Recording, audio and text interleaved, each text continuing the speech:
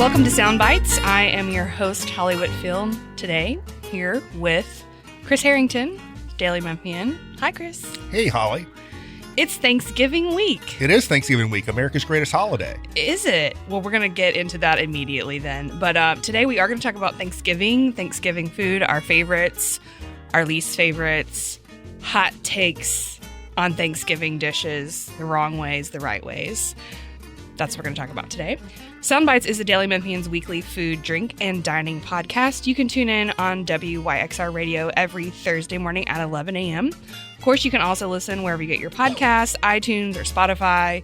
And of course, you can listen at dailymemphian.com. If you are listening on WYXR right now, up next, you can listen to The Sidebar with Eric Barnes, where he interviews interesting people and culture in Memphis. But let's get started with Thanksgiving. Chris, thanks for being here. And I'm doing the hosting duties today, but we're gonna just share that a little bit. We're gonna talk it out. I'm gonna talk it out. We were just saying right before we flipped the switch that you have a lot of thoughts about Thanksgiving. I'm pro Thanksgiving. I do think Thanksgiving is my favorite holiday. I don't know what that says about me. Maybe that's not the most exciting. I'm not like a Halloween person who likes to dress up. Mm-hmm. Thanksgiving is like the better version of Christmas. Because fall is better than winter, generally, especially in Memphis. Not that the weather's great. It was a little rainy yesterday, but generally speaking, fall and the leaves, I'm more of a fall person than a winter person. The leaves are super beautiful today. Yeah, despite the rain. I like fall. I like food. Thanksgiving is oriented around food and hanging out with friends and family. Yeah. It's like it's like Christmas without presents. And frankly, without like the religious trappings, which I'm all, nothing against that if that's your thing. But I like the idea that it's essentially a secular holiday. And to me, there's a lot of like consternation about sort of the roots of Thanksgiving. The actual roots of Thanksgiving as a holiday, it doesn't go back to the Pilgrims. It's Abraham Lincoln like made a proclamation in the middle of the Civil War to declare it a national holiday. And it's just a general like, let's get together and eat food and be thankful for hanging out and eting food. I'm in favor of that. I see what you're saying. Halloween is my favorite holiday. I would have guessed you might have been a Halloween person. Yeah, I don't know why. It's the elder millennial thing, or it's the Tim Burton of it all, or something like that. You're more of a going out kind of person, probably. My inclination is not just because I'm old and married with kids. That's part of it. But even when I was young and like not married without kids, my natural inclination is nesting. Like when I was at the Grizzlies game earlier this week and I was sitting in the room, I was like almost as close from me to you to Desmond Bain. And someone asked him, how do you deal with the stresses of the season? And he said, I got my son and my old lady at home and I just dive into that. I saw you tweet that. That is my essence. I saw you tweet that and I'm really glad you brought it up because as soon as you started talking about nesting and staying in, I was like, oh yeah, that. I thought that was really sweet. And I was like, oh yeah, that does sound great. Everyone laughed. Like Chris. Everyone took it in the right spirit. No, I mean, I am sort of a more going out person, but I think I just like the aesthetics of Halloween. Right. Whereas the aesthetics of Thanksgiving are like brown, know? Like true. We should maybe brown bird, brown leaves, brown footballs, right? Yeah. Maybe we should like rebrand it and like put a couple of more colors in there. I don't know. That may be a different topic for a different podcast. That's a good point. Halloween is very orange and black. Christmas is very red and green. Thanksgiving's kind of brown. It's kind of brown. Maybe we could throw some like jewel tones in there, right. Some like cranberry sauce color, there like some like kind of a teal green something. Like, I don't know. Maybe we could do something with that. Get right on it, okay? I like that.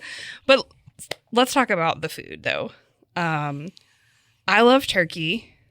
Interesting. A lot of people don't like turkey. You're on my side here. I did my ceremonial 6-point defense of the Thanksgiving turkey last week in Table Talk. Yes, check it out. It was compelling. I was rooting for you through each of the points. To tease people if they haven't read it yet, what are like your top 2 or 3 pro-turkey arguments? So I just do the super quick version. Point 1 is that tradition is good. You could eat steak any day of the week. Turkey is associated with Thanksgiving. It's nice to have things that you do for the holiday. It's part of the whole apparatus.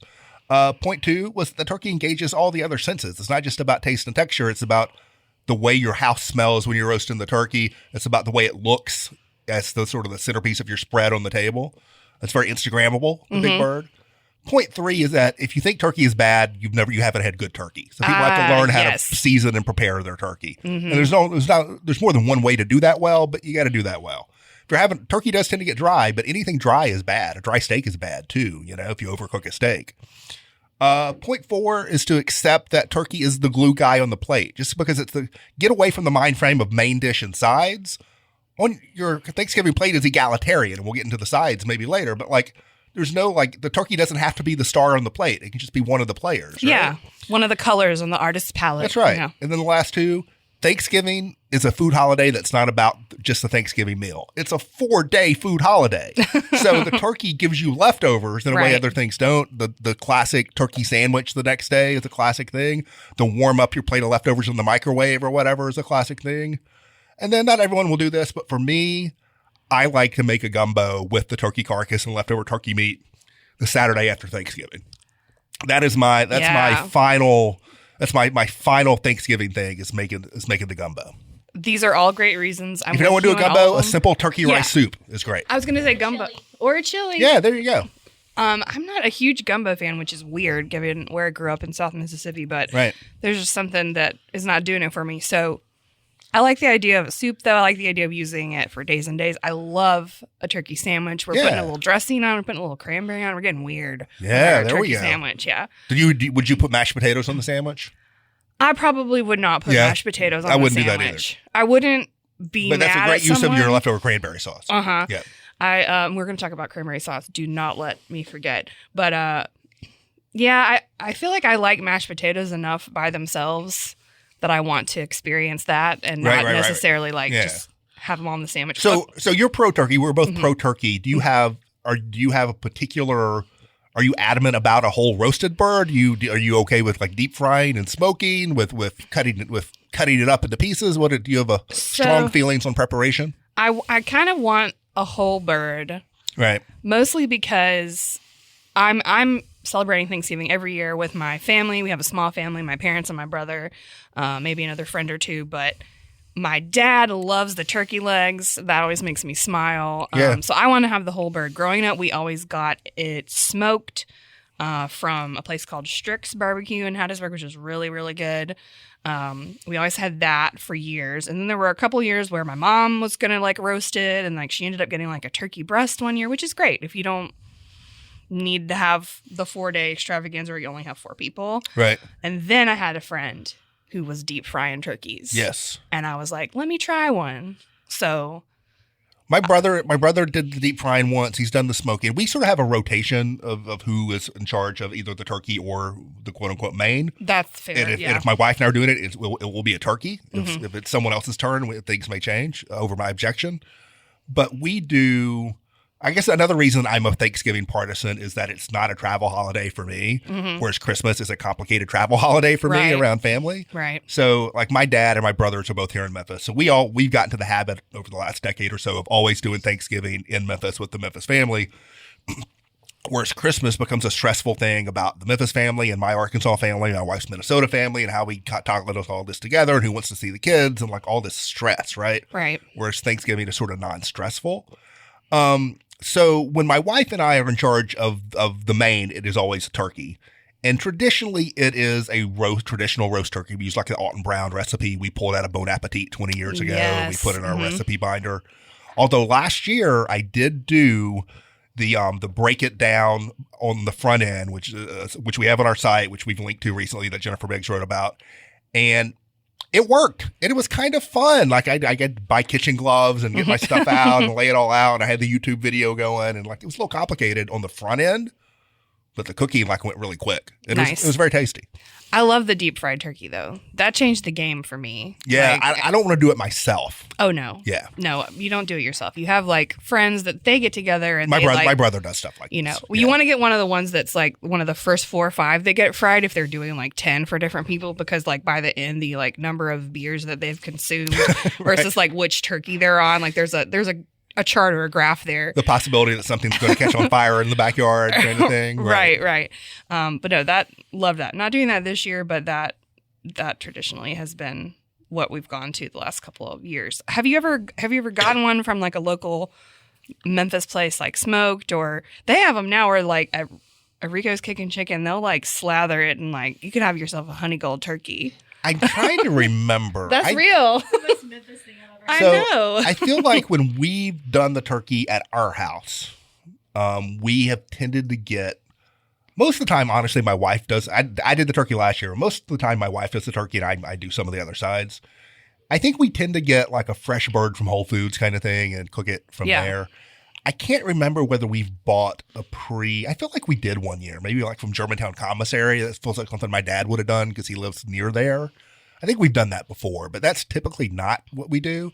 What we're doing this year, my brother is in charge. One of my brothers is in charge of the meats this year, and he's doing a porchetta.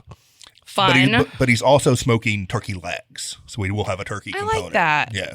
That's cool. Okay, tell us about a porchetta if you don't know. I don't even know. It's like, this Italian pork roasty thing, and it's like he got like 5 pounds, and his wife is like, Micah, you got 5 pounds of porchetta? What are we doing?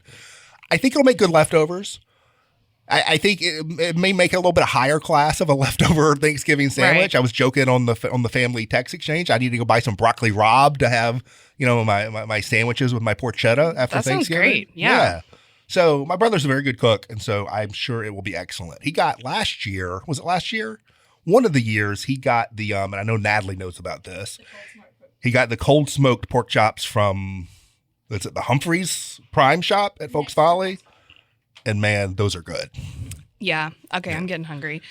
Let's talk a little bit about some sides. Let's get started with like our top side, like our favorite. So I did a little thing this morning in preparation where I Googled Thanksgiving sides ranked, and I came up with 3 different articles. I looked at them all, and I made a list of everything that shows up on the 3 lists, except for one thing, which I left off the list. Someone had goat cheese crostini on the list. Like, that's good and all, but come on.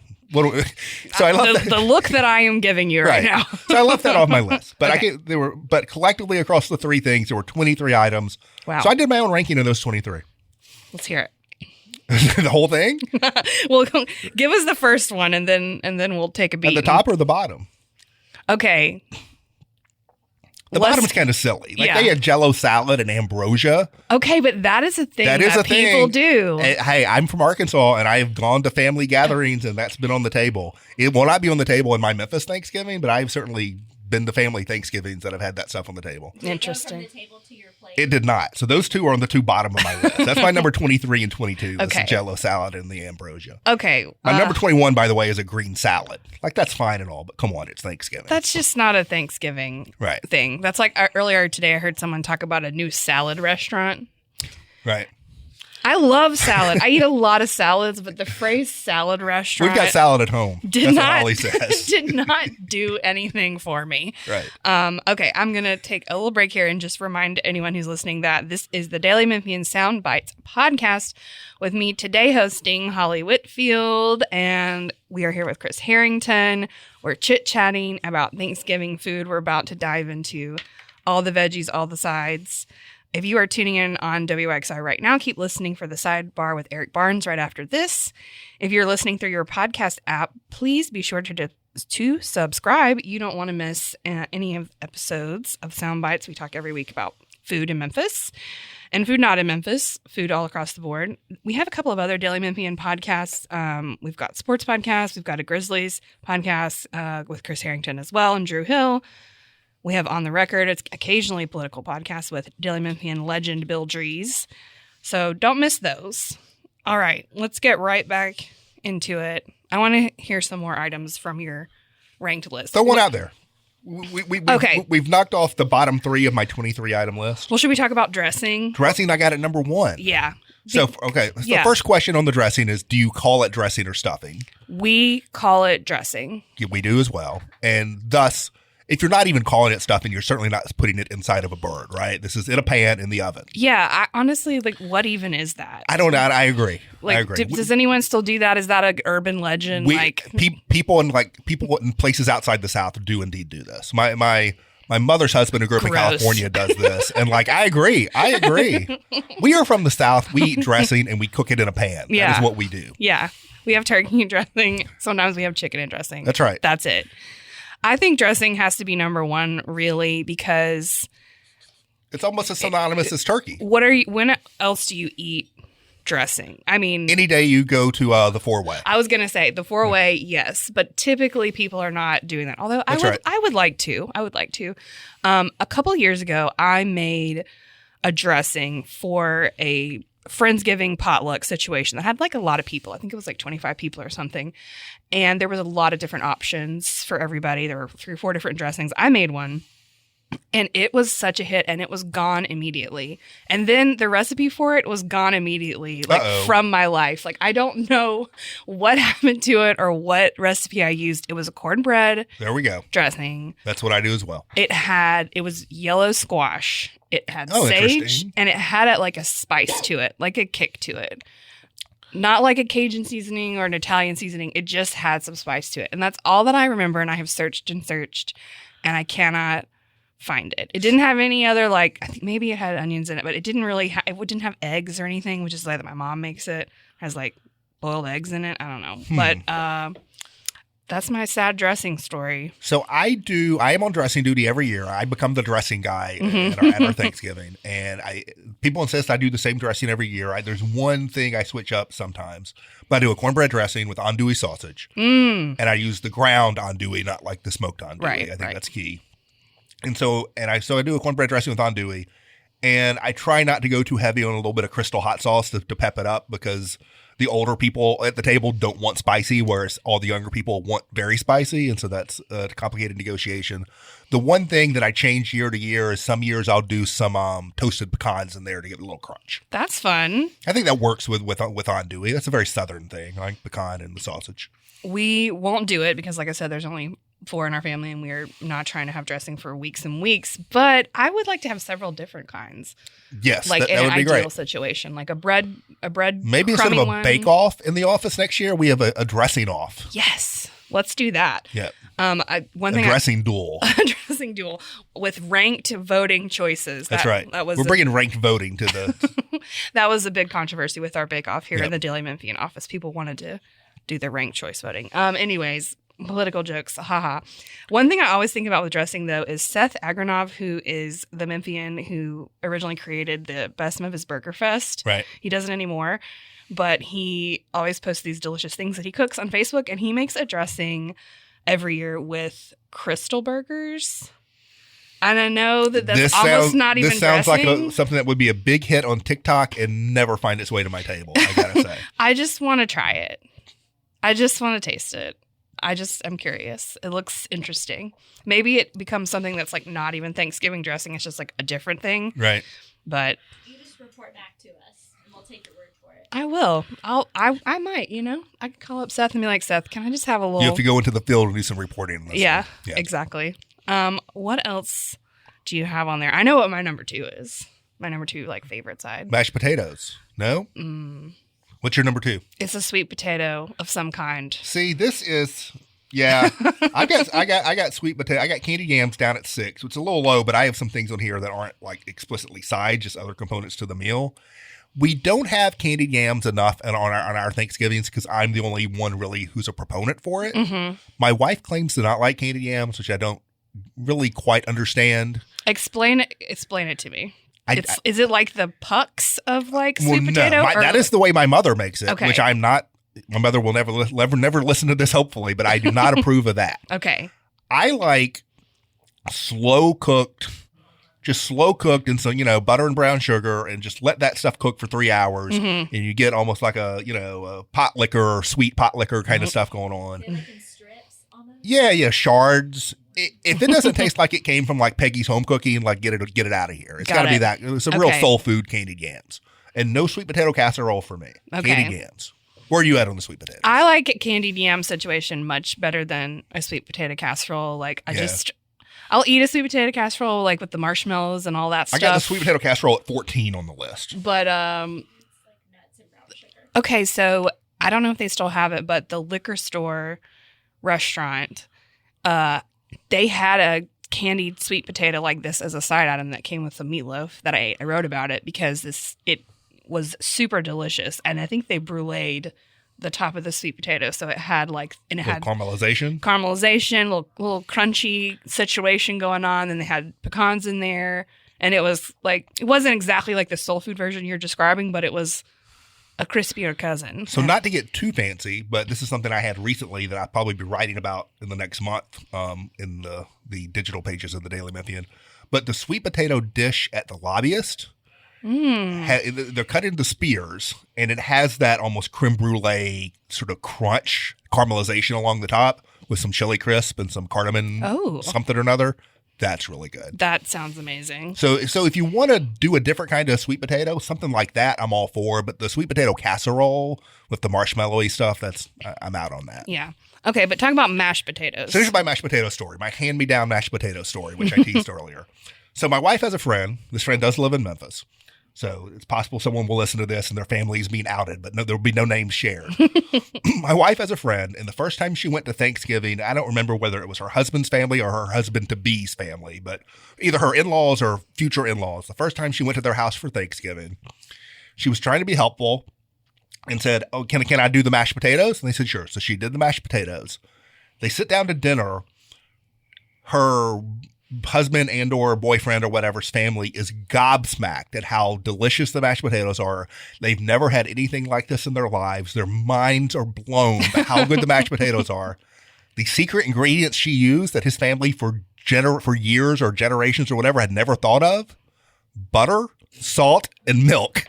Oh. They had literally cooked potatoes and mashed them and then eaten that. Wow. Right. Oh. It's hard to mess up a mashed. I know, right? That makes me sad. This angel descended and changed their world, right? Did he just I guess in my mind, she's still like the girlfriend at this point, and he like proposes, and he's just like the worthy. Butter. We gotta be together. You don't let her out of the house at that point. But what's better than a mashed potato, man? I mean, what is simpler to do and harder to mess up? Just mash it up and throw some butter and salt into there, and you're good to go. To me, it has to be part of the component of the plate. Right. Yeah. With the gravy. Yeah. Love the gravy. I get gravy at 3. I love that you have a gravy as its own standalone item. So what I have at number 4 is something you said we had to get into before we run out of time, and that's cranberry sauce. Yes. Thank you. I guess I ask you to remind me. Cranberry sauce. So I'll go ahead and say it. You're a can person? I'm a can girl. Okay. Yeah. I don't know why. I like it. It's delicious. That's a real battle that's out there. Yeah. I do the dressing every year. My wife does the cranberry sauce every year. She does fresh cranberry sauce. And I am not a can person. I like the fresh cranberry sauce. But I think the cranberry sauce is essential. But I use it sort of sparingly. I mostly like just a little bit of it on my dressing to sort of... It's kind of like a garnish. Yeah. Just a little brightness to the dressing. And then the sandwiches, which we talked about. But I don't eat like a lot of it. I don't eat it like a side or whatever. I don't know. How do you deploy your cranberry sauce? You're from a can with the rings. Yes. Well, for years, I would have like a separate little saucer, and I would just have my thick slice of this essentially like Jell-O that I would eat. But over the years, I've slowly been incorporating it in the way you described, like a little on my dressing here. Let me maybe like let it run into the sweet potato even. A couple years ago, my brother, who is also a really, really good cook, was like, we're better than this canned cranberry. And he like made this whole thing with the fresh berries, and it's just a little too tart for me.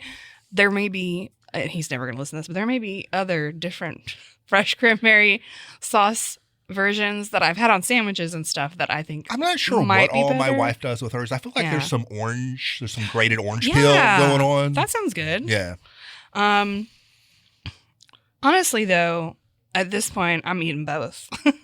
I'm going to have ¿Por qué no los dos? Why not have... It's almost like two different things. But yeah, if I have to pick... So do you think it's important to have a green vegetable? I have canned cranberry, by the way, at 13. I don't totally hate it. I have it above sweet potato casserole. I don't know.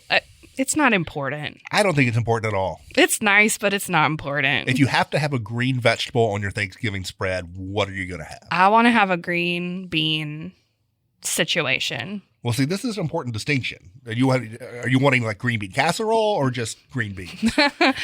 Either one, but I mean, a green bean casserole, really. Does that even count as a green vegetable? I can't with the green bean casserole. Now, my brother did make one a couple years ago that he did like totally from scratch, and like there was no canned mushroom or any of this. And I admitted as green bean casseroles go, this is good. Yeah. I still don't want anything to do with it. Well, luckily for you, you can pick something else. I would rather just have some fresh green beans, like sauteed with some garlic or Yeah. whatever, with a little bit of crunch still in them. I'd rather do that. I think that fits in well with like the dressing and the soft Yeah. other foods, the other soft foods you've got. We don't do that. I don't know if we've ever done this for Thanksgiving. I know we've done it for other family meals, but like I would maybe say collard greens would be what I would go with. Yeah, that I think would the be good. smokiness sort of fits with the turkey and everything. That might be my Yeah. green vegetable pick, although we're not going to do that again. Right. Well, I don't even know Where you at on rolls or bread? where we're at with there's breads and there's desserts. I don't think we're going to get to desserts today. Maybe we'll save that for like a Christmas, Thanksmas situation. But I like the little you-bake rolls. That's what my mom calls them. I don't. Mr. Schubert's. It's not Sister Schubert, The little like and it's not Hawaiian. you the little like you take them and brown them, kind of Yeah. brown and serve. It's Brown and probably serve that. rolls? Yes. That is what my grandmother always does. That's what we've done. Yeah. That's what I like. Yeah. In Memphis, we've become very much a Sister Schubert's family. I'm hoping that my other brother is on bread duty this year. I'm hoping he's already gotten to the store and loaded up on the Sister Schubert's If rolls because not, they go quickly. It's too late. Yeah. And my son, I think, will eat an entire tin of Sister Schubert's rolls, basically. As he sort of picks around all the other stuff, he just shovels rolls in his mouth. Great choices. Yeah. Love these. Occasionally there's a Hawaiian roll that finds its way into a sandwich situation later We didn't on. mention mac and cheese. Not really something I do for Thanksgiving. Us either. We're actually doing it this year because my daughter insisted she wanted it, and we're making my brother, who's doing the bread, do the mac and cheese. I'm hoping he'll come off with a good mac and cheese and not some crafty noodles and sauce situation. Mm-hmm. But I love mac and cheese, but I have it all the time on like Southern vegetable platey kind of stuff. I don't really think about it in terms of Thanksgiving that We don't much. need it. Yeah, We don't need it on right. Turkey Day. We already got mashed potatoes and dressing. It seems like a little overkill. Right. Well, I am fully starving now. I love doing a Sound Bites episode when I'm really hungry at the end. That I feel like our listeners probably enjoy that as well. We are out of time. Desserts to be continued. You can tune in to the Sound Bites podcast on WYXR every Thursday at 11 or listen wherever you get your podcasts, iTunes, not Stitcher anymore. Rest in peace. Of course, you can also listen at dailymemphian.com. Thanks, Chris, for coming on and talking Thanksgiving with me. Yeah, it was fun.